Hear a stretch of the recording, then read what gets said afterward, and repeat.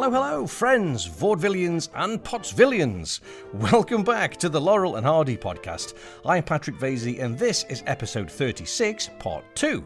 Firstly, my apologies if you've been waiting for this episode to be published. I received one comment online that said that they were surprised that I didn't batch record these episodes in advance to ensure a more regular release schedule. Well, if you saw how busy and hectic my life is, you wouldn't be surprised at all. And that's all that I'm going to say on the matter. But at least it proves that people are enjoying these podcasts and are eagerly awaiting the next ones to drop, so that's all good. Now, as I said, this is part 2 of episode 36, in which we are focusing on the next sequential film made by our beloved Stan Laurel and Oliver Hardy, and that is film number 36, Berth Marks. The last episode contained my audio essay of the film and would have also included the guest discussion, but unfortunately on the day set aside for our recording, my guest, Glenn Mitchell, fell ill with COVID. Since then, I've been tied up with recording 4 audio commentary tracks for the new Eureka Blu-ray of the Boys 1927 silent shorts, which was a new experience and a real honour to do. That set is scheduled for release on the 26th of August 2024 and promises to be something to treasure. The films are the same restorations as used in the Flicker Alley release that we featured on this show on bonus episode 6 back in July 2023. But this new set features a stunning array of all new extras, far too many to list here fully, but which include new commentaries, interviews, scores, interviews with Stan Laurel and galleries, and a collector's booklet with notes and essays written by comedian Paul Merton and Imogen Sarah Smith. The set is strongly recommended and my advice is to get it early to pick up the limited edition, which includes a beautifully designed O-card slipcase. Now, I actually have all of Eureka's Buster Keaton editions and the slipcases make a world of difference in terms of the overall presentation, the feel and the collectability, or it certainly does to me anyway. They are limited to the first 2,000 copies, so get your orders in quickly. I'll include a link in the show notes to where you can get your own copy. And something else I've been working on over the last few weeks is the summer 2024 edition of our Laurel and Hardy magazine. Russ and I have selected the music box as our film in focus for this issue, and it promises to be an absolute belter. We have exclusive articles written by our good friend Randy Skretvet, also one by Chris Bungo, and also Stan Taffel as well. We're hoping to get this in the post to subscribers by the end of August, but we're still just waiting on a couple of articles before we can finalise everything, which gives you enough time to subscribe if you're not already. And I just wanted to share with you some comments that we received very recently on Facebook from Paul Undersinger, one of our subscribers. And he says, the design work, photos and content is breathtaking. The print quality and paper stock is finer than any magazine I've ever seen. If only Stan and Ollie were here today to see the outstanding work you are doing to keep their legacy alive. Bravo! Paul, thank you so much for that. It's wonderful, wonderful comments to receive. Of course, for those patrons of the podcast that are signed up to the Plumtree tier, you already have issues included in your membership, so they will also be sent out as soon as it's hot off the press. And speaking of the Patreon membership, new patrons I'm thrilled to welcome this month are Bob Riding, Troy Moore, Peter Hillman, Martin Gore, Mark H. Wilson and Stuart McLeod. So 1,000 thanks to all our new members who are now enjoying exclusive access to all the back catalogue of special podcasts recorded just for the patrons, as well as other benefits too. For more information on how to become a patron of the Laurel and Hardy podcast, just click the link in the show notes or visit laurelandhardyfilms.com/podcast. Isn't that swell? So let's now turn our attention to the job at hand and complete our deep dive of Berth Marks. As I previously mentioned, Glenn Mitchell was slated to join me to discuss this film, but once he was back on his feet, Glenn recommended someone else who might be better placed to talk about the short, someone who may have more positive things to say about it. So today we welcome a brand new guest to the podcast in the form of Richard M. Roberts. And if one Richard isn't enough, we've also included a sneaky cameo from our good friend Richard W. Bann, who wanted to share some comments about Berth Marks from the mouth of the film's director, Lewis R. Foster. So find yourselves a vacant compartment, sit back, and let me take you one last time to Pottsville. Oh boy!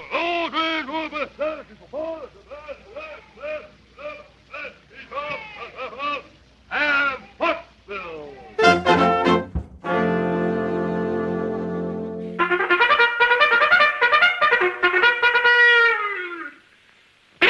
Helping me to complete our deep dive into Laurel and Hardy's second talkie, Berth Marks, today is Richard M. Roberts. Richard is an internationally known film historian, collector, writer, lecturer, and filmmaker. He is a specialist on film comedy and an expert on vintage film. He is consultant to the UCLA Film and Television Archive, the British Film Institute, the Library of Congress, the Netherlands Film Archive, the National Association of Cinephiles, and the George Eastman House. That's quite a list, Richard. As a historian, collector, and consultant over the years, he has added previously unknown titles to the filmographies of Buster Keaton and Charlie Chaplin, among others.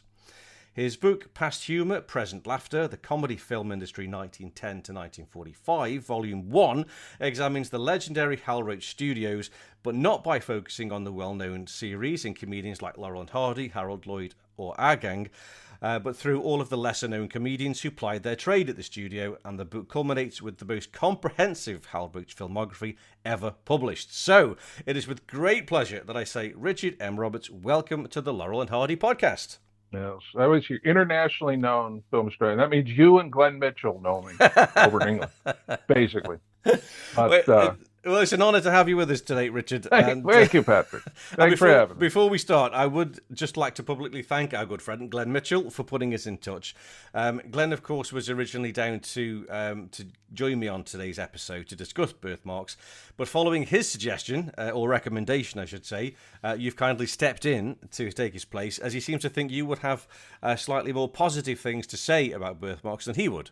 So I'm sure he said, ask Richard, he actually likes Berth Marks. It was something like that, yeah. It was something very much like that. Yeah. Well, which is great, because I quite like Berth Marks as well. I'm not one of these people that are going to beat up on it, so that's good. But I think I think we are in our minority, I've got to say, but we can get into that. So yes, but it's a very educated, well-versed minority who knows what they're speaking of. So everybody else is just cannon fodder. I like you already, Richard. That's great. So what we'll do, Richard, just to start, before we get into Berth Marks, we'll leave the suspense of the film discussion till a little bit later. We'll begin with you, if that's okay. If I can ask you where your interest in film and specifically classic comedies came from, I think that would be a good starting point. Oh, God. I've been doing this literally since longer than I can remember. Now these days that could be last Tuesday, but literally I'm told that I was collecting 78 RPM records when I was 4. And my parents bought me my first projector, standard 8mm Thunderbird projector, when I was 5. Right. Wow. And one of the first films I got with that projector was a silent one reel, the second reel actually, of Helpmates. Oh, fantastic! Good start. Yeah, and my mother was she's still around. It was a film, apparently a big film fan when she was younger, and apparently she was the one who was sort of turning me on to this. Even put Richard down in front of the television, and go, oh, look, that's W.C. Fields, or that's Laurel Hardy, or that's whoever. And then Richard was quiet for an hour or two and would watch stuff. So I think that was really how it happened. But like I said, literally just have been doing this forever. And the people know I live in Arizona, and Phoenix, Arizona. Whatever cultural wasteland it is today, it was a wonderful place, I realize in hindsight now, for a film buff to grow up. Our television markets seem to have every ancient package of old film sitting around that weren't being run even in Los Angeles. At this point, we're still being run here.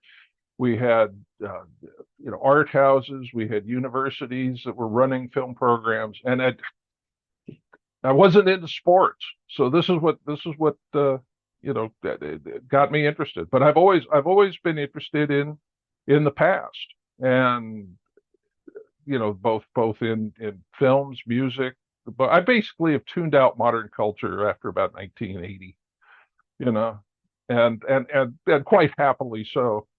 And so I've just and also I apparently had the collecting bug and just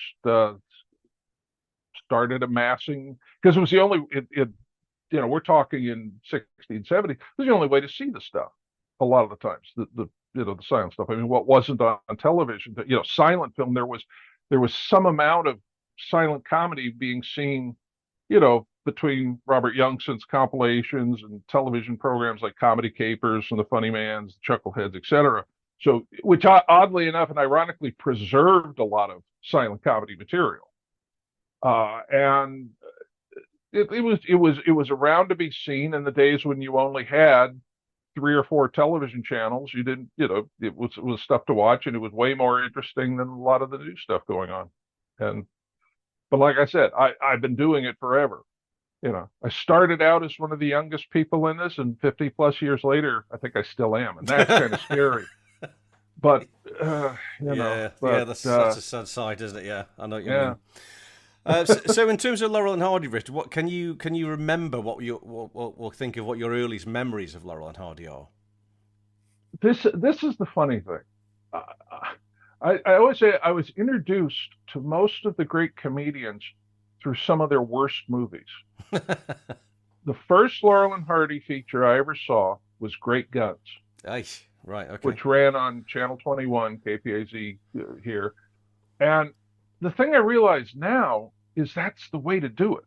Yeah. Because if you start out, if the worst films grab you, it just gets better from there. Yeah. Rob Stone. But I mean, it was that. Yeah. Yeah. But it was, like I said, it was not just Laurel and Hardy. The first Marx Brother film I ever saw was Room Service. Right. Okay.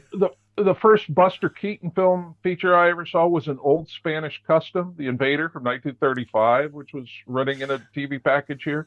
But like I said, I was entranced by that, and then just started to seek out more. Yeah. And like I said, when you start with the worst, it just got better and better and better. Yeah. That's great. Yeah, so you really were bitten by the bug, as you say. If you're going to come back for more after seeing Great Guns, that's pretty good going. That's pretty good. Yeah, it's not. I mean, I'm another one who's never been all that hard on the Fox features, but it's definitely not one of the best Fox features, even on that scale. No, that's right. That's right. So just in, thinking about Laurel and Hardy themselves and how and what they mean to you all these years later, what is it about Laurel and Hardy that really appealed to you and sort of has stuck with you?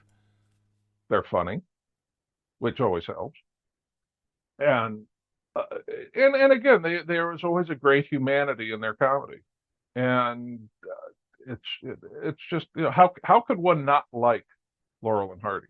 That's a pretty smart thought. I mean, it says more about our society today that the Three Stooges are more well known and popular than Laurel and Hardy. But again, and again, I love the Three Stooges too. But that lowest common denominator keeps falling, and I mean, part of the problem with that is, of course, Laurel and Hardy kind of dropped out of availability and viewability for a while to the masses. But but it like I said, it just again, they were funny, and what else need they be, especially in these rather humorless times we have today. We have to cherish we really have that golden age of comedy, as Robert Youngson called it, that will never happen again. It was one generation. Yeah, that's it. I mean, you mentioned there about the humanity of Laurel and Hardy. I think that is a massive factor that it draws us all into to their world.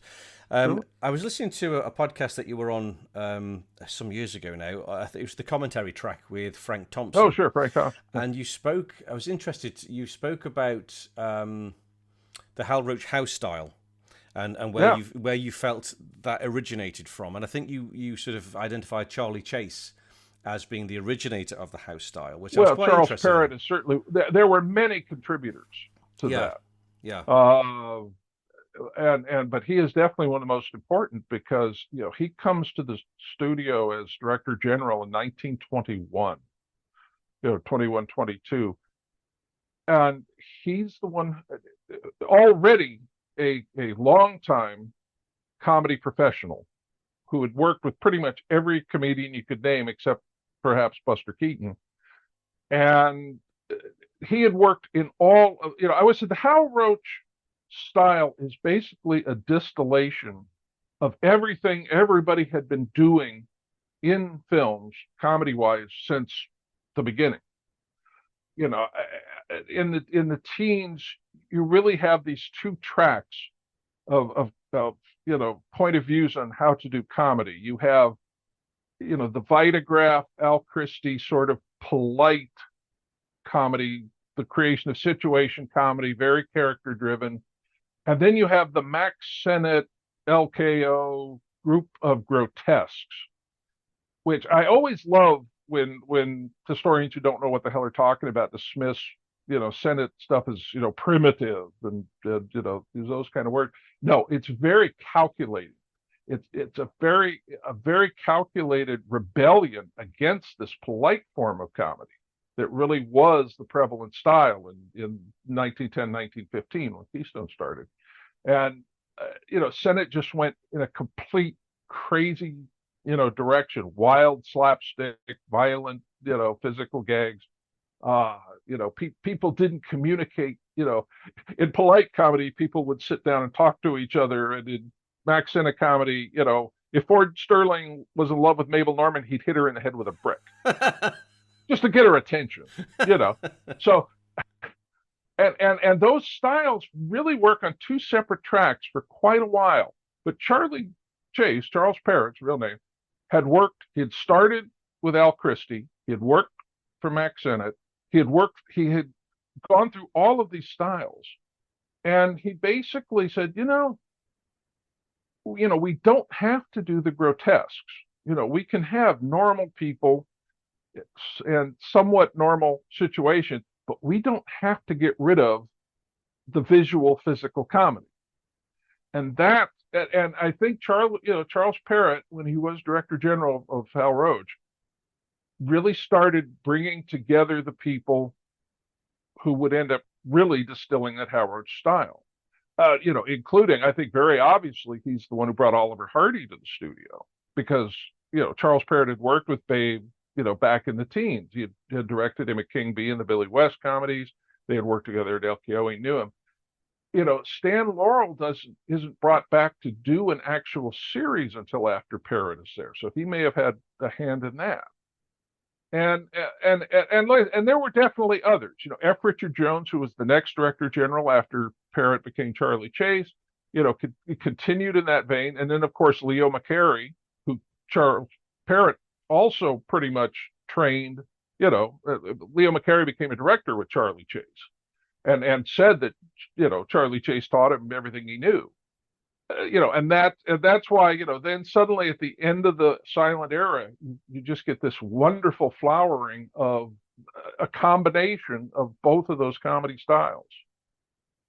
Yeah, and that's where you see it in the Laurel and Hardy comedies, and also in Charlie Chase. 26, 27 was Hal Roach's #1 comedy star.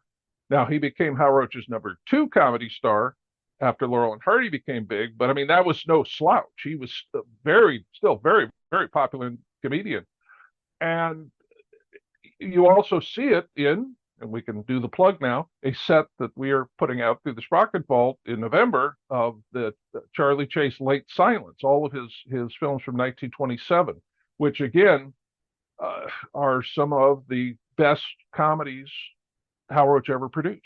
They are right up there with the Laurel and Hardys. That's a daub, isn't it, boy? And that is not hyperbole. No, that sounds fantastic. Can't wait for that. Yeah. Have you got a date for that, Richard? November something. Okay. I don't know. Right, so not far off. No, that's great. Go to the website. November 4th, 8th, something like that. I don't know. Early November. No, that's come good. out when it comes out. No, I found that really interesting about Charles Parrott because I was doing a bit of research fairly recently about the Hal Roach house style, and I found a really interesting article in one of the trade papers from the day talking about F. Richard Jones and really identifying him. They weren't using it in those terms, saying that he developed the house style, but they were talking about how he really focused on character. And making sure that when you went to see a Charlie Chase film, let's say, you knew what that character was. It was the situation might be different, but you knew who he was. So you had this identifiable brand of Charlie Chase, and the gags were tailored to that character. Exactly. Yes, that's exactly the point. Yeah. So I found that really, really interesting. Just how, I mean, obviously you take everything in the trades with a pinch of salt, but it was really interesting how they put that across.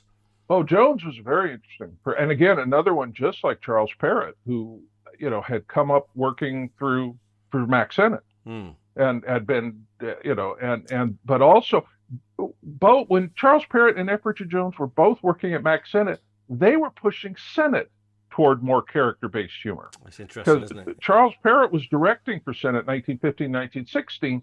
He's the one that initiated a series of comedies with Bobby Vernon and Gloria Swanson that, again, still wild slapstick, the one everybody remembers today is Teddy at the Throttle.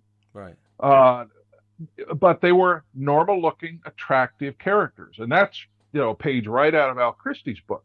F. Richard Jones, who was very close friends with Mabel Normand, directed Mickey. Or at least finished Mickey. It had a number of directors. He's the one that figured out really how to make sense of it. And again, he was working toward, again, no crazy makeups, no mustaches. You could still do stunts, you could still do straight things, but you had a lovely, attractive leading lady, carrying us through the story. And so they were. Fay Wray always had a great quote. I once asked Fay Wray about F. Richard Jones because she was working at Roach when he was the director general, and she said, "Oh, he's a wonderful man." She said he was a man who twinkled when he talked. He said he had this wonderful sense of humor, but you always just saw something in his eyes that he had this real sense of fun to what he did. And again, and then when he left, proved himself a very capable director. He directed Douglas Fairbanks's one of his best pictures, or one of my favorites, The Gaucho, 1927. He died sadly of tuberculosis very soon after Mabel Normand.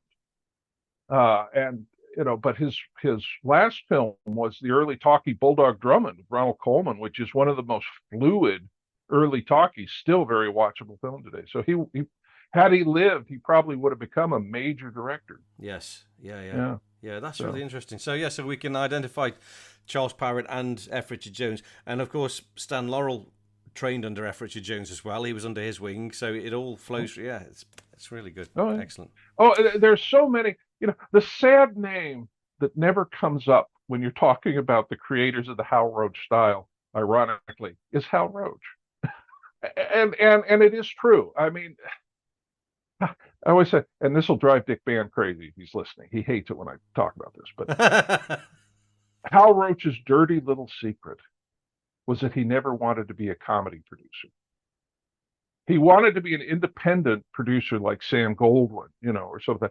And the way you realize this is even when Hal Roach starts the studio in the teens, he's paying Roy Stewart and Jane Novak more money to make these crappy dramas that aren't going anywhere. And Harold Lloyd has to keep threatening to walk to get the same money for making the films that are keeping the studio's doors open. But the brilliant thing, I always say, that Hal Roach did as a comedy producer was he hired the best people. He gave them a good working environment. He gave them decent budgets, and he left them alone. And if you don't think that's brilliant, try to think about any other producers who ever did it. And that's why he earns his reputation and his fame. But and enabled everybody to create this stuff. That's what he always said, because people would say, he had the other trick of outliving pretty much everybody who worked for him. I always say it's a big irony when you realize Hal Roach outlived more than half of the Our Gang cast. So, but when people would ask him later on, he was not a good interview. And he would, his answers were always a little foggy, and you really started to realize, okay, maybe Hal didn't spend as much time at the studio as we thought. But one time, somebody was sort of starting to belittle his contribution, like, well, really, what did you do? And he got a little crazy. He said, well, I told them they could do it, and I paid the bills, and so, yeah, bless him. He's absolutely right. Oh, that's great. That's great. Well, that brings us nicely on. Just I wanted to mention your book again, Richard. Smileage Guaranteed. Great title as well, by the way. Yeah, that's all you need. I can't even remember the rest of that long title. Just Smileage Guaranteed. Look it up. That's where you find it on Amazon and used copies. And it is out of print then at the moment. It is indeed, because we ended up self-printing it. I pulled it from a number of publishers, usually because the message that I gave to everybody I ever offered the book to was, remember, you're not paying me enough not to do it the way I want. And so, we'd go along with a publisher, and then, they would suddenly go, oh, you can only use 100 stills. Well, I have over 500, and they're going in the book, and the book, goodbye to that publisher. And so finally, we just ended up self-publishing it. And also, we wanted to make sure the book looked good. We wanted the stills to look beautiful. So, we weren't going to go with Amazon print on demand. We weren't going to do any of that. So we printed up 400 plus copies of the book. And I told you, I was giving you a bit of advice earlier about, all writers of these kind of books. The trick you should do is don't write a book that's over 500 pages and the size of a telephone directory. Oops. And as I discovered when I was going off selling this thing at festivals, and a box of my books weighed 50 pounds. And we spent 2 years in a house tripping over all of these boxes of books as we, gradually sold them out. So when we got down to the last few boxes, and I told everybody up front, I said, this is a limited release, and at some point it is going to go out of print. And I love it, because then when we got down, toward the end of it, I was telling everybody, hey, copies are dwindling. If you want it, you better get it. And it was available for like 2 years. But what I love is, immediately after it went out of print, the next couple of years, I would get these angry emails. Why did you let your book go out of print? Why the hell didn't you buy it in the 2 years it was available? It was like it was my fault. How dare you let it go out of print? Get over it. So what was the thinking behind writing the book? I'm interested in. So you decided, were you wanting to tell kind of the story of the studio or the individual comedians and acts that aren't usually heard of? Was that the driver? What drove you to write the 3 books you're working on now, Patrick? Just the love of the subject matter. Yeah. The screaming voices in our heads told us to do this, and that. Well, basically, with me, I had been writing about film for decades, and a lot of of my proposed now 4-part trilogy, which may or may not ever come out, who knows? A lot of the stuff that's in Smileage Guaranteed had been started in more embryonic forms in articles I had written for magazines like Classic Images and some of the other magazines. And so it was just combining all of that stuff. And then, my 2 co-researchers, as they're billed, because they didn't do any of the writing, but we all did research. Rob Farr and Joe Moore. Joe Moore was our crazed compiler of filmographies, and so he started that Hal Roach filmography, and we just kept throwing stuff into it. And I mean that book basically came together after about 30 years of research. Wow. And work. And it was just funny, well, we have all this stuff, let's put it into a book. Yeah. But as I said in, I think, the forward, introduction to the book, not that I've read it in years, I call the book the world's longest footnote. Yes, that's right. Yeah. And that's what it is, because, I know there are going to be people who know me out there who love the fact that I am sitting on a Laurel and Hardy fan podcast today talking about Laurel and Hardy, because they're going, he never talked to Yeah. And my attitude is, I talk Laurel and Hardy or Chaplin or Keaton endlessly, and I do when people bring it up. But there, literally, what always fascinated me was, again, what we call the comedy film industry, which it was. I said it was this one generation of people who could create incredible comedy. And as great as Laurel and Hardy, Chaplin, Keaton, and the well-known people are, they're the tip of the iceberg.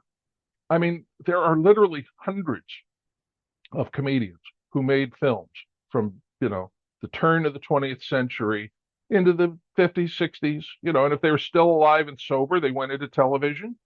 And there's so many of them who were completely forgotten, of whom Charlie Chase was one at the time, really, when I started talking about him. There were other people talking about him, but, we really made an effort, because again, I was picking these things up. And also, I said the other edge I have on almost everybody is I've run these films for audiences for decades. I mean, we'd go around doing, programs and presenting these films. We did the Slapstick-Con in Washington, D.C. I did another festival on the West Coast. And that's where you really learn, how good even the people who aren't remembered are.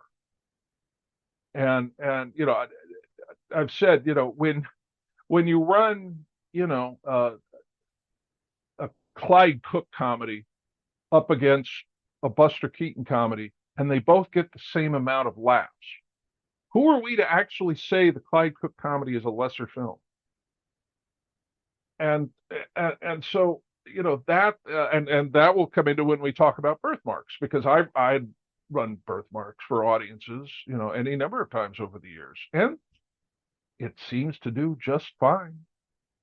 Nobody gets up running and screaming during the upper berth sequence. So, that too many film historians are lonely, solitary people who watch these films all by themselves, daring them to make them laugh. like your laughter is so precious, if Yes. you laugh too much, you'll lose your soul and die or something. and I will, I've always watched this stuff because it makes me laugh and I enjoy it. Gee, what a concept. And like I said, there was just so much that needed to be uncovered. I'm like, fine. I think I said in the opening, I didn't talk about Laurel and Hardy because Randy Skredved has written a perfectly good book. And, I may disagree with him on various films or a point or two, but most, no, he's got, Leonard Maltin had done, stuff on Thelma Todd, and had done stuff on, any of the others. And it was like, Our Gang, of course. He wrote the great book on Our Gang. Like, I didn't need to do that. I wanted to write about all the people they hadn't written about. And so that's what and if I had done a book that included Laurel and Hardy and Harold Lloyd, and then it would have been a 2,000-page book. And it was already a telephone directory.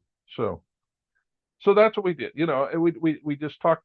And again, like I said, I've never been, a lot of fans of various things are very narrowly focused. And they, a lot of Laurel and Hardy fans don't know a lot about the other comedians. And you really, to me, you can't really completely understand, Laurel and Hardy's position in all of this without seeing all the other stuff.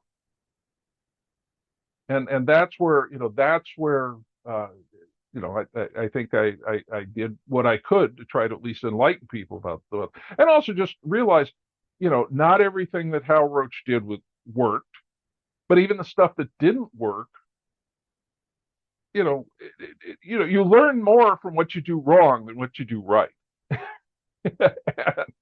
And all the experimentation and all that. It's funny because people I still don't think realize, a lot of the times the famous Laurel and Hardy or Charlie Chases are remakes of earlier Roach films. I don't think Randy Skredved caught Oliver the Eighth is actually a remake of a Hal Roach all-star comedy called Never Too Old from 1926 with Claude Gillingwater that does the whole murderous, Black Widow thing. The whole thing is all there. And there's a Charlie Chase called Dollar Dizzy from 1930, which is a remake of an Eddie Boland comedy from 1920 called June Madness. Nothing. nobody ever expected, even, back then, nobody in 1930 thought anyone was going to be remembering or watching a short from 1920. And nobody thought that, there'd be all these nerds 100 years later dissecting and, examining all of this stuff with a fine-tooth comb. Yeah, so, yeah, that's great. That's fantastic. I wonder what they would think if they knew. It's incredible, isn't it? Incredible. Well, it was always interesting that the old actors and performers, professionals that I interviewed, they all thought we were weird. They all thought, why the hell do you care? That was 60 years ago. They really, at best they would have, a friendly, condescending air. Oh, well, it's nice that you're interested and stay off the street. But they all thought it was weird. Yeah, and they were probably right. Brilliant. But it does keep us off the streets. So it does that. It certainly does that. Yes, this is very true. Very true. So at this halfway point in the show, we're just going to step away from my discussion with Richard Roberts and bring in our second Richard of the episode, our good friend Richard W. Bann. If you listened to our episode on Unaccustomed as We Are, you'll know that a number of years ago, Richard, as part of his research into the history of the Hal Roach Studios, interviewed the director Louis R. Foster. In fact, I think I'm right in saying that Richard was the only person to ever conduct an interview with Lou Foster. So we are, of course, indebted to Richard for having the foresight to capture this man's memories of these golden days of comedy. So this is what Stan and Babe's director had to say about the making of Berth Marks. So also, I know Berth Marks is next, and you're not up to Berth Marks yet, but this is an important to add because it involves Lou Foster, at least I think so. And I don't have his transcribed. It's just a vivid memory half a century later because I was so surprised by it. But when I was talking to Lou Foster all the time, I had yet to see Berth Marks with an audience. But he's telling me about this film on the phone, and he's cracking up. He can't finish sentences. He's laughing so hard, and I'm thinking, what film is this man talking about? It can't be Berth Marks. That's correct. Which at the time I regarded as completely pedestrian, but he thought it was hysterical. And his opinion was informed or was reinforced by what he remembered about the crew on the set that day. Yeah. He said, and 2 more days afterwards, when they were filming or trying to these scenes inside the train car and stop crowding over and over, Hardy keeps saying, will you stop your crowding? And according to Lou Foster, everybody is breaking up. All those other ad-libbed, unscripted, unfunny remarks, at least I thought so, but he says that the crew couldn't stop laughing. And Lou Foster himself, he was laughing so hard telling me about it, I thought he might suffer a heart attack. That's great. He said they had a lot of trouble making those scenes because the crew could not suppress their laughter, and they were take after take, wasting all that raw stock with the noise coming from this laughter that no one could help, believe it or not. So Laurel and Hardy were supposedly breaking up too, so much so that they had to cut the cameras, stop working until they could compose themselves. And I wondered, did that really happen? How could it? Berth Marks, is he recalling the same film I'm talking about? So sometime after that, maybe around 1980, I reviewed this with Randy Skretfed, who of course was interested to know what the by then deceased Louis Foster had to say about making movies with Laurel and Hardy. And Randy, like me, was in a state of disbelief about it. That can't possibly be true. It couldn't have happened the way Foster was describing it. Could it? Who would be laughing at those scenes in the train's berth? But eventually, we saw the film with an audience independently. I mean, I didn't see it with Randy, but yeah, we both talked about this since. The way we're supposed to experience these pictures with an audience, and Foster's story was true and accurate. The film plays, it works. Those scenes are actually pretty funny because audiences laugh at them. And if an audience laughs, You're buying the gag. It's funny. You can't say later, oh, that wasn't funny. If you laugh at it, it's funny. Yeah. So years later, meeting Thomas Benton Roberts, who you may know about, Yeah. he was there on the set too. And he said the same thing, and that everyone was laughing so hard that once they had to stop for the day and go play golf. Now, what other studio could you do that at except Hal Roach Studios? Yeah, But exactly. he wasn't making this up. He said that's what they did.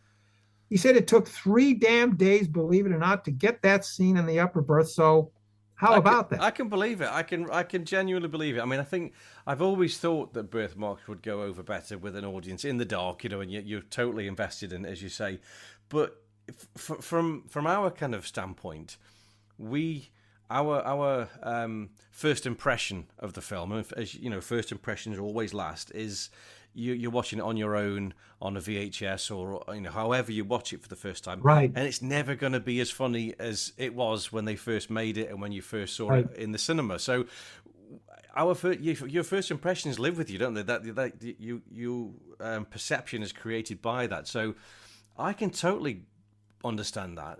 If you were there with those two comedians watching them filming, it must have been fantastic. And so it doesn't surprise me really, to when you actually consider it and step back and think about it. It must have been wonderful. I mean, what a shame those outtakes don't exist. They would just be so good, Exactly. so good. But they took it all for granted. They thought this was just disposable entertainment. Yeah. Apart from Chaplin, of course. I mean, all those outtakes that you can see of Chaplin's work, and you can really see how he created stuff and he kept everything. It's just it's so frustrating that we don't have the outtakes from Laurel and Hardy and any of the Roach product, really.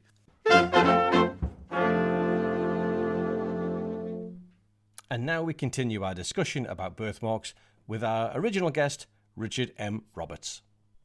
Okay, well, we've mentioned Berth Marks briefly, Richard. So this is probably a good point now to actually turn our gaze on the film in focus today, which is Berth Marks.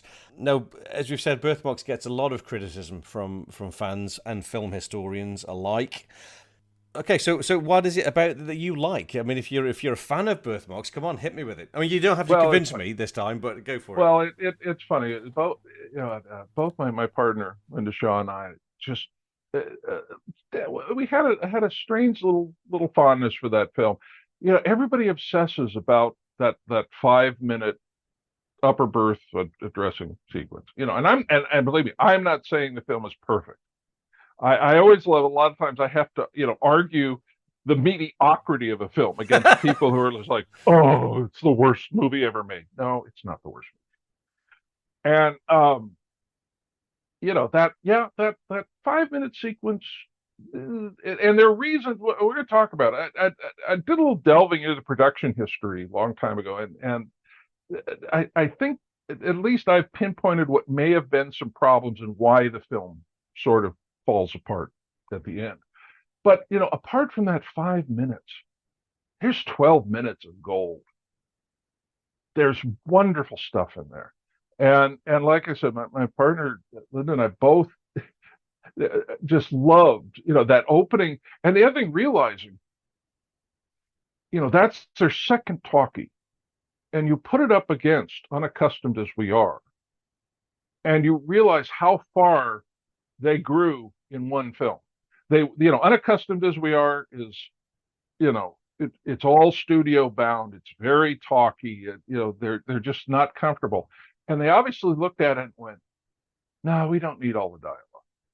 We can go back. We can do our visual stuff, and we'll talk when we need to. And also, very bravely, they go out and they shoot their first location scene at a train station. Yeah, that's right. And just imagine an early talkie dealing with trains coming in, at crowds, at all the stuff, but it comes off fluidly, and it's a beautiful. And the other I think trick to understanding Berth Marks, and you talked about this. I listened to your first half here before we came on, and when I finally read that interview with Stan Laurel, where he explained what it was, that it was the vaudevillian's nightmare. suddenly, I said, yes, of course it is. The film suddenly makes more sense because it does. It has this sort of dreary feel to it.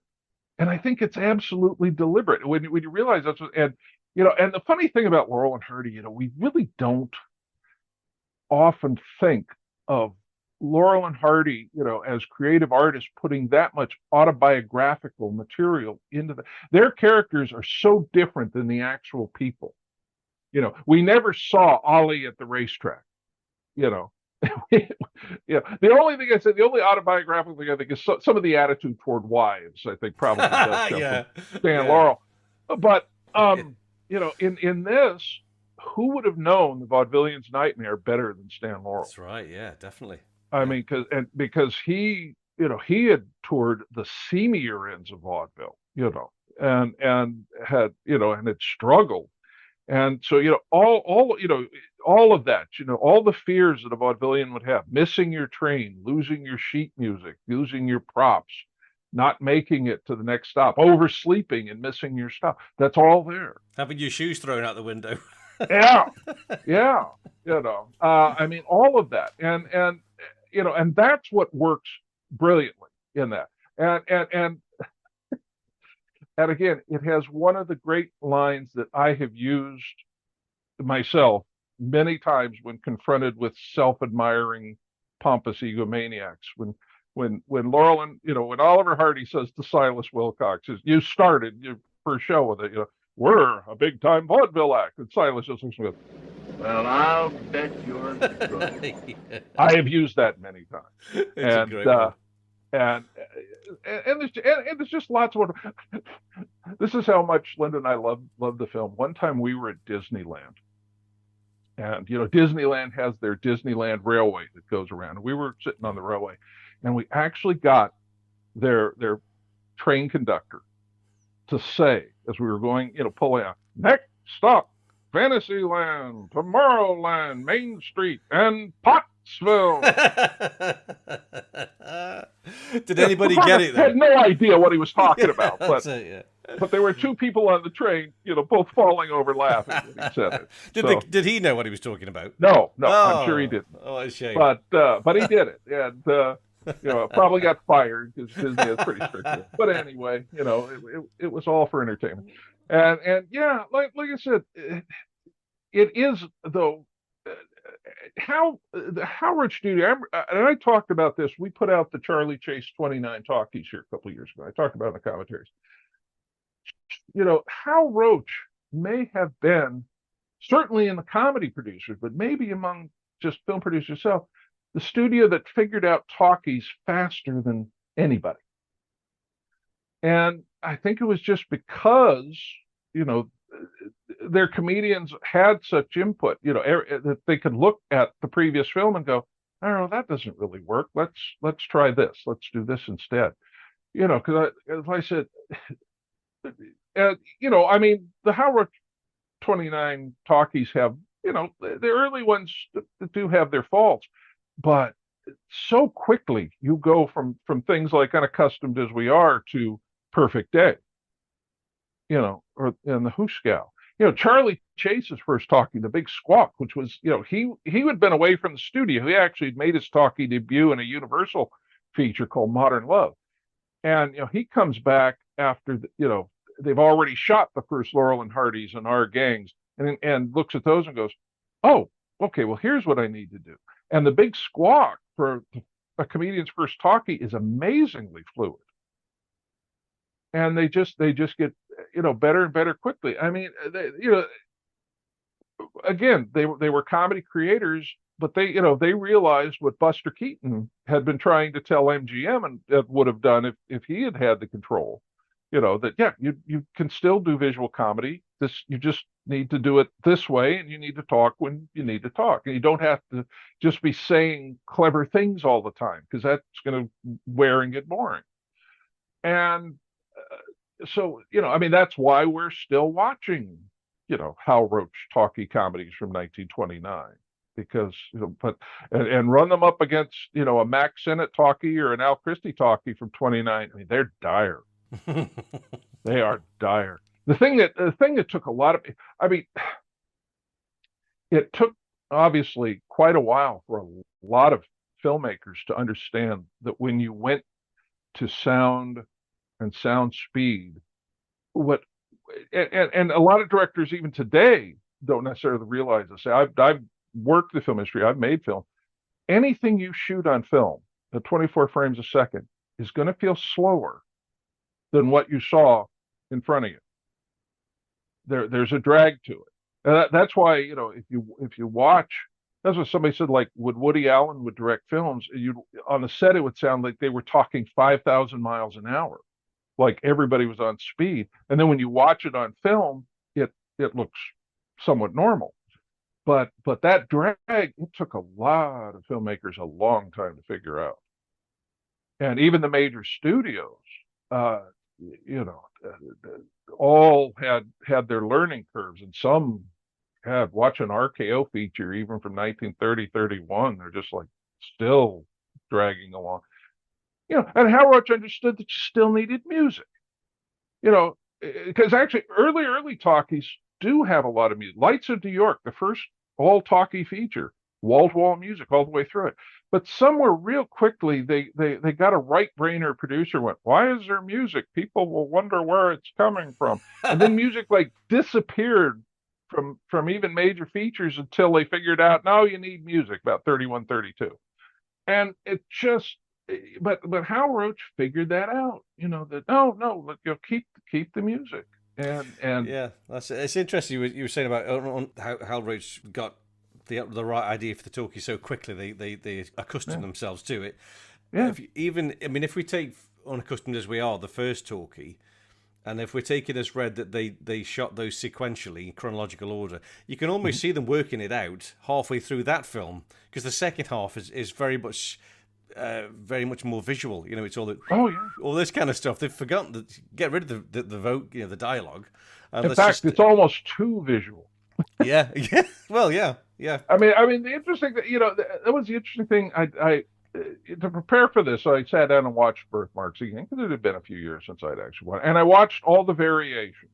Oh, did you? And what was fascinating was to watch the Spanish language version of Laurel and Hardy Murder Case, which incorporates that scene. And they obviously went back and reshot. They shot bits and pieces to add to that, because there's close-ups, there's Ollie reactions, But what's also more interesting is it's probably the first time they actually post-dubbed a scene. Because instead of just getting Ollie going, ad-libbing, will you stop crowding endlessly, they're giving him other things to say in Spanish all the way through that.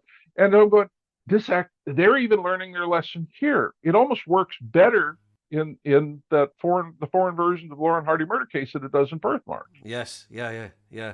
And like I said, I think there's, when you look at the shooting history and you just can watch film, as I said, this is all surmise on my part, but I get the feeling this is what happened, and this is what they could have done to fix it. It had a 9-day shoot. And you hear, from people who worked on it, like Thomas Benton Roberts, that they spent 3 days on that upper berth undressing scene. Yeah, that's right. So that tells me that Stan Laurel or Lewis Foster or whoever suffered a little bit from what I always called Jerry Lewis syndrome, which is you fall in love with a gag and you refuse to let it go, and you hammer it into the ground, which Jerry did constantly. And so, but also you've got to realize, they had 2 sound stages, and Hal Roach had to deliver 12 comedies after the studio had been shut down in like a 2-month period. And the average shoot on Hal Roach 2 Real Comedy was, they basically scheduled them for a week.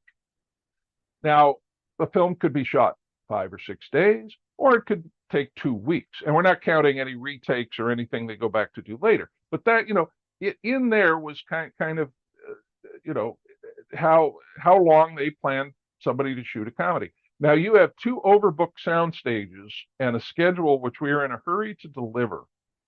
And I get the point after Stan and Babe have spent 3 more days on a situation. I'm sure the memos were coming down from the front office. Wrap this up. Yeah, that's true. Wrap this up. Get this thing finished. We have, Harry Langdon and Hotter Than Hot coming in. We got to start. Come on.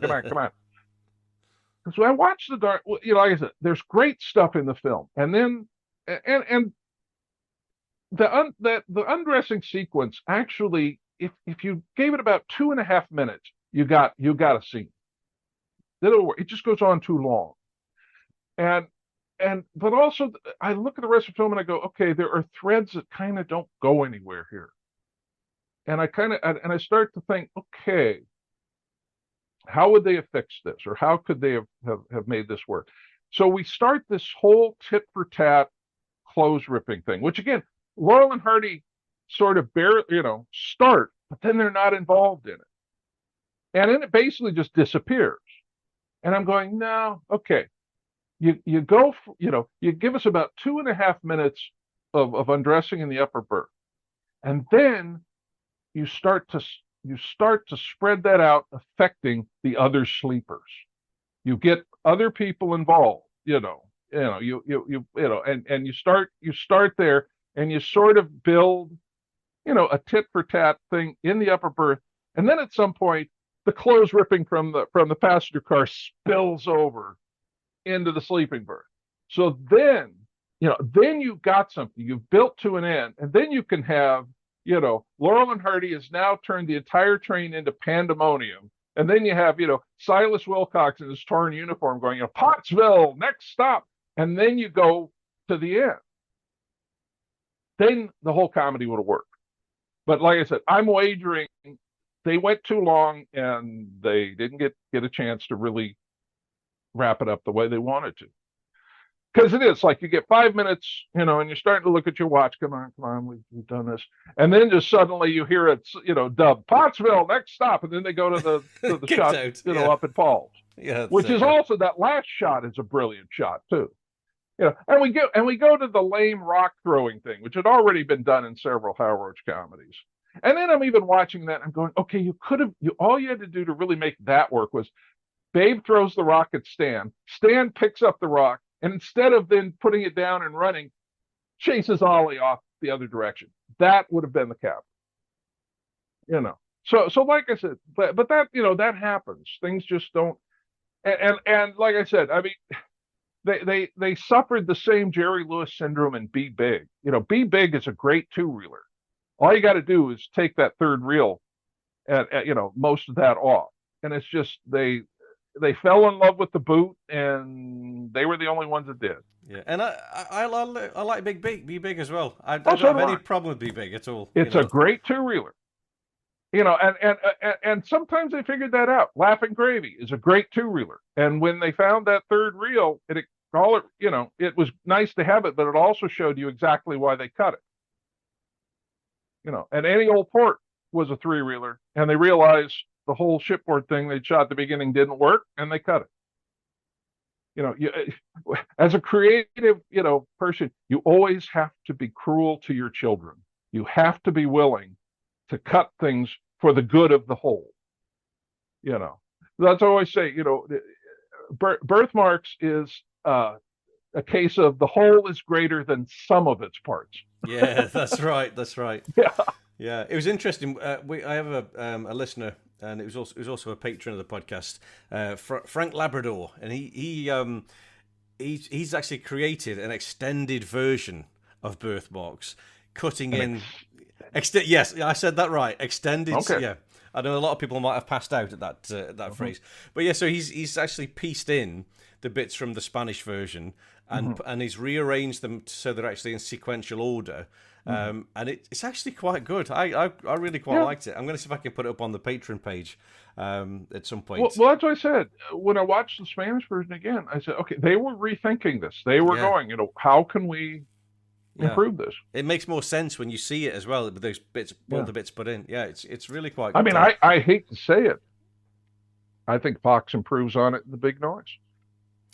Because bringing Jack Norton into it, I mean, Jack Norton could be an annoying drunk character where I was welcome to. But again, they've got the idea. If you brought more people into it, you could go longer than just the two of them.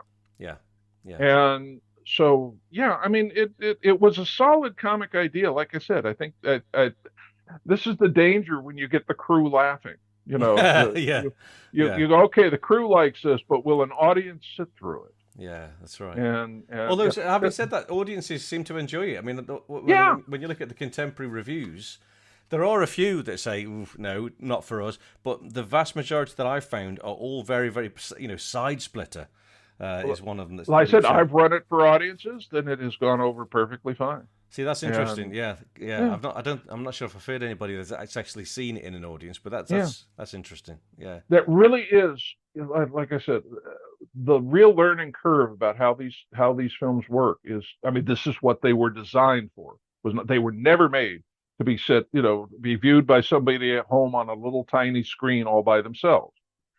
And when you watch them with an audience, I mean, also this the greatest example of this was, a couple of years ago, we put out the Harry Langdon Howard Talkies.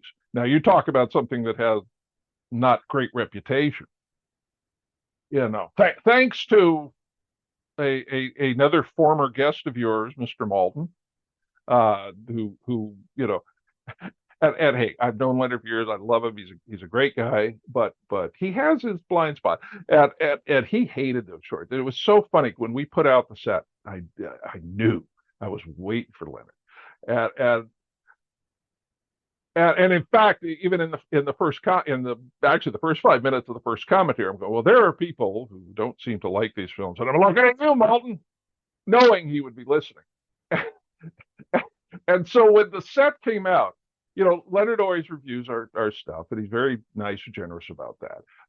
But usually Leonard, will review it, 6 to 8 weeks after the set comes out. He gets around to it. 4 days before the Langdon set comes out, boom, here's this review. And it's inarguably, these are the worst comedies ever made. And I just went, bless you, my friend. Thank you.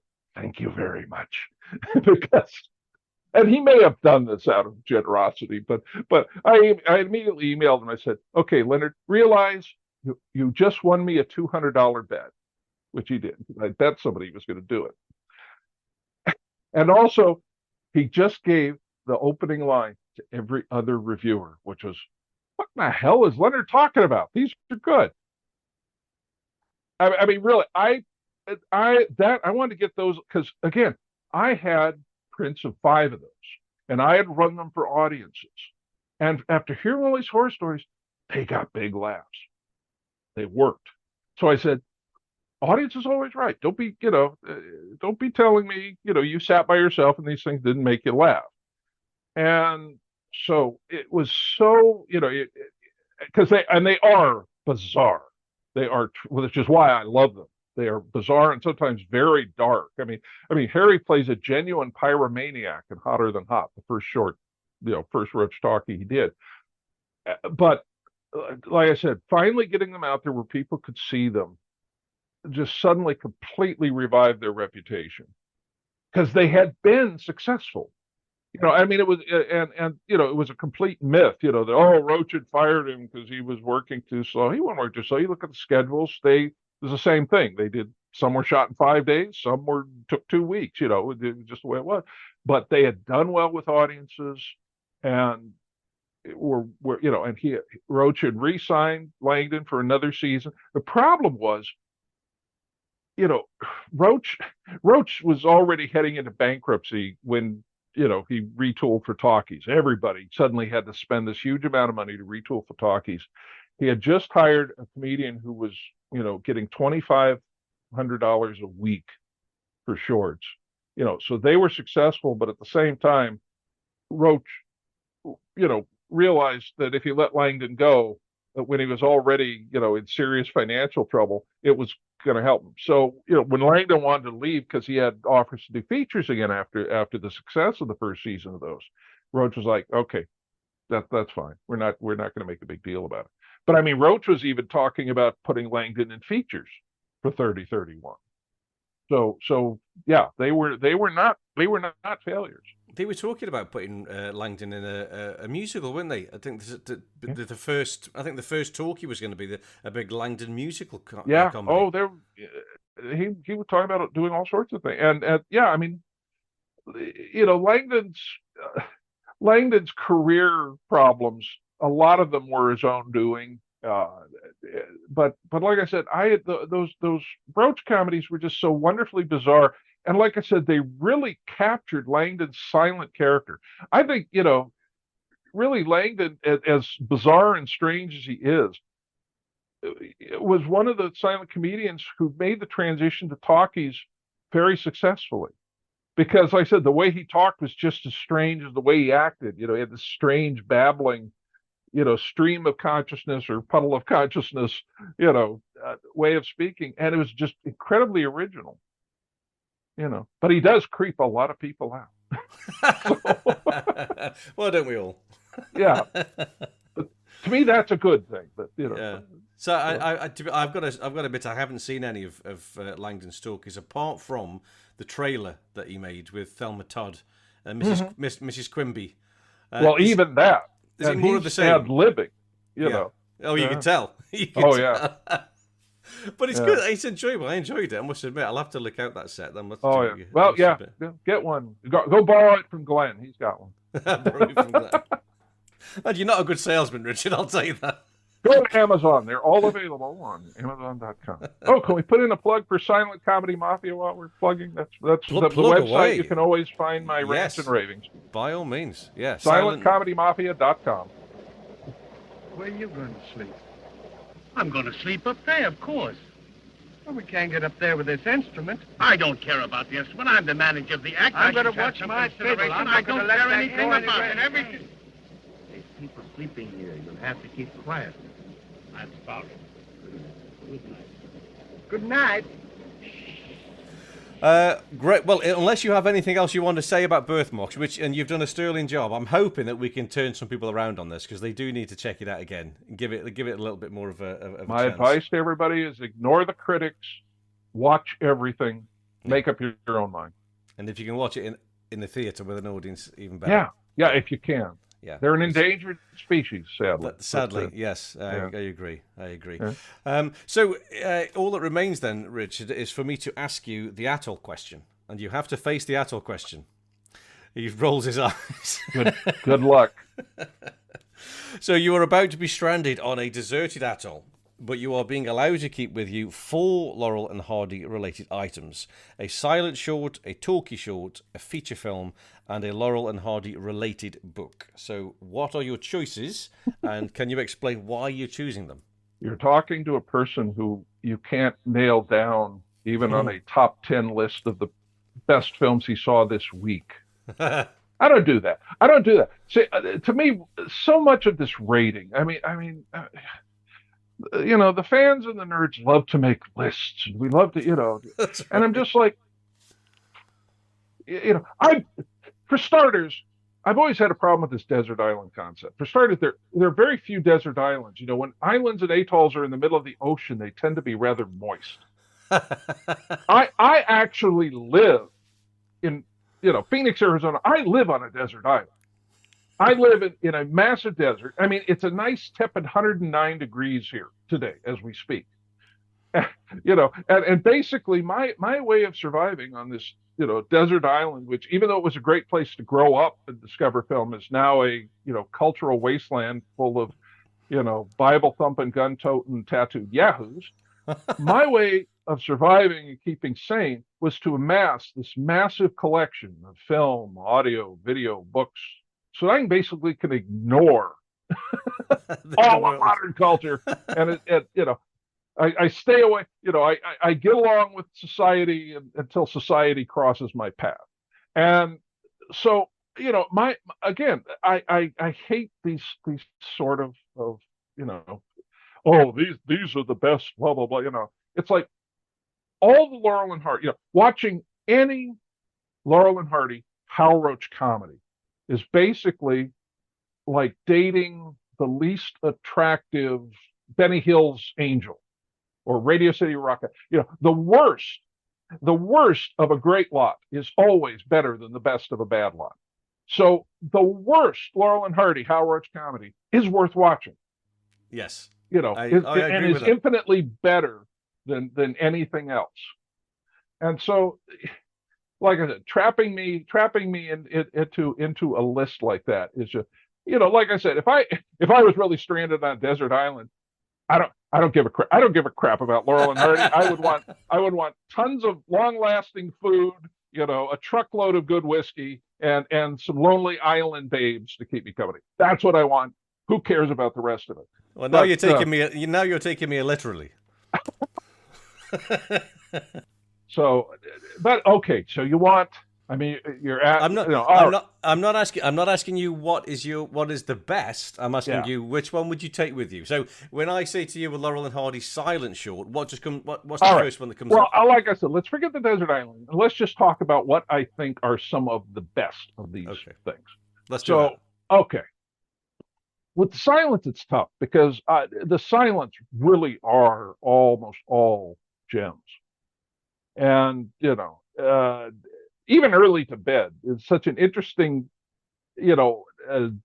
different take on the whole Laurel and Hardy relationship. So, and I mean, people are going to say big business. Okay. The one that I always enjoy watching or running for an audience is Putting Pants on Philip. Oh, okay.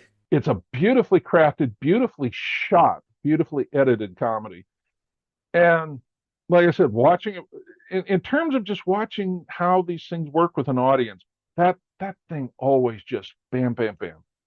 It hits all, everything it's going for, it succeeds in. And I've always liked that one and just thought it was, I've just done a commentary track on Putting Pants on Philip for the Eureka Blu-ray. It was good. Lovely. Well, it's a really interesting process to actually look at a film and comment on it. Fascinating. But it is a cracking short. It really is. And and a lot of people don't think about it in those terms because it's not really, they're not being the regular Laurel and Hardy characters. But that's the fun of the silence. They're still experimenting, they're still learning, and most of them just move beautifully. I think with Putting Pants on Philip, though, from what I can gather, speaking to fans, is even though they're not the Stan and Ollie characters, people do love that short. When you look at some of the Pathé ones, the early ones, so some people like them, some people don't like them, but Putting Pants on Philip generally has a very good reputation. I think it is a cracking short. Yeah, and it's funny because again, I always love how people who worship the auteur theory, which is of course total nonsense. The film is an art form by committee, and everybody's contribution means something. But the auteur theory always goes out the window in terms of the comedians. And they always, all the comedians did it all themselves. All these writers that they were fighting over and stealing from each other, they just stood around and laughed while they made up all the jokes. And the directors didn't really do anything. But Clyde Bruckman, who directed that short, is another one who's sort of a mysterious figure to a lot of the historians. But again, his name seems to be on a heck of a lot of classic comedies. Good comedies, yeah. And and like I said, the direction, the directors do affect the quality, even of we know Stan Laurel was the main creative force. But again, a lot of people don't even give Oliver Hardy enough credit because I think Oliver Hardy contributes way, and Stan Laurel would have told people that too, or did tell people that. But the directors do bring something to it. I always said there's a major difference between the Laurel and Hardy films directed by George Marshall or William Sider or Harry Lockman than the ones directed by Lloyd French and Charlie Rogers. Yeah, that's a good point. Yeah. And I think, like I said, Bruckman definitely, and I think what Bruckman's real talent was the ability to build gags into a tight narrative structure and gear them to the characters. I mean, he co-directed The General, for crying out loud. He knew he had his problems, but I think he knew what he was doing too. And I think that he brings something to that, because he was at Roach a very short time. But the comedies that have his name, and A Call of the Cuckoo is a funny Max Davidson short. And again, it really works well. And so, yeah, but anyway, so there's your silent short. Go on to the next. What See, now that wasn't too hard, was it? That wasn't yeah, it too was. hard. It caused me great pain. Okay, well, let's swiftly move on. I'll get you for this, Fazzy. Anyway, go ahead. Go on to the next. A talkie short. Well, here's where I get into trouble because everybody, how many people will say, "Oh, the music box, definitely," and I hate to say it, it's never been one of my favorites. I'll have you arrested for this. I'll have you thrown in jail. It's a good short. I'm not denying that. But to me, the Laurel and Hardy talkie shorts that really work are things like Toad in the Hole. That's a pretty smart thought. Busybodies. Thanks, buddy. I kind of like you. Their First Mistake is a brilliant film, not just as a Laurel and Hardy comedy, but as a character study. I'm beginning to think that you're right. Those are the ones that I go to. If I'm, and again, having run them with audiences, kill. Where Music Box, again, might have been a better two-reeler. I mean, again, you fall in love with the gag, and and I don't know. I mean, like I said, I'm not denigrating it because but it's just never been my Them Thar Hills. Isn't this ideal? It sure is. It's just what the doctor ordered. 1 month up here and we wouldn't know each other. Them Thar Hills and Tit for Tat both are just beautifully put together. La la la la la la la la. Pom pom. And those are the ones that I and I love the oddball ones again, like Berth Marks or Scram. Does that mean we can go back and sleep on the park bench? Scram, or I'll build a jail for you. Scram is always to me is one of the best that feels like they were making it up as they went along. That they really didn't know where they were going, but they just let the gags carry them to wherever they were going. Yes, yeah, yeah. No, I always think to myself, because I mean, sometimes you'll stumble across one and you haven't seen for ages, and you think, my God, that's good. Why haven't I watched that more often? Because that is so good. Mm-hmm. I had that with, I think it was Come Clean, Chickens Come Home. And you just think, oh, these are so good. Come Clean is so wonderfully black. Yeah. I mean, Mae Bush was just, there's your nightmare, the woman you pick up at the dock that you can't get rid of, Yeah, that's right. And she played that very well. Oh, yeah. Yeah. And Gertrude Astor was just absolutely fabulous. Yeah. Fabulous. Yeah. So, no, I think picking the talkie short is impossible because they are all, not all, but most of them are absolutely just fantastic for different reasons as well. Yeah. Yeah. Okay, this one might be a bit easier. A feature film. Which feature film would you just pick? Which one do you really enjoy? Which gives you the warm feeling when you're watching it the most? Well, like I said, living in Phoenix, they all probably make you feel pretty warm, I would think. Oh, yeah, well, everything makes you feel warm out here. But you're already warm. Warm's never the problem. The features are a tougher thing because I'm kind of with Stan and Laurel on the fact that they probably never should have gone into them. They all have their problems, and they all have their wonderfulness. I mean, to me, the most perfect one is Sons of the Desert because, again, they have a plot line that carries them all the way through. We've been to the convention, had a swell time, going home in the morning, and nobody's any the wiser. The gags that they attach to it are wonderful, and again, that humanity is there. I mean, you're really dealing with, the situation between husbands and wives, men and women. It's just got a lot of wonderful things in it. If you're not careful, she's going to get the upper hand of you. Now, mark my words. The upper hand of me. Impossible. All right, have it your own way. I may not be king of my castle, but I certainly wouldn't allow my wife to wear any pants. I'd like to see my old woman throwing things around. It's disgraceful. Never heard of such goings off. On. You know, if my ball and chain ever talked to me, if she even dared to raise a... Do you know what I'd say? What? I'd say, hello, honey.